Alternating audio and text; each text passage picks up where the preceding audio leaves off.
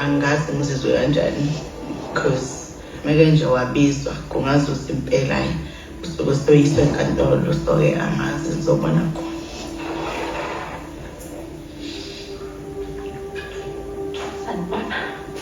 Yebo.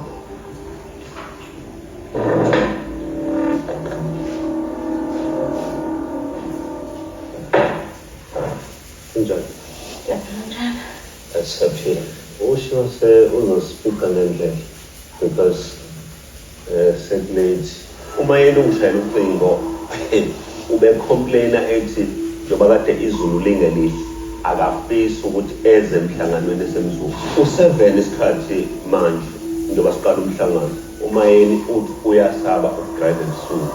Kodwa ubekaye kubo abuye sewushayela u7 eze la ekhaya emzulu.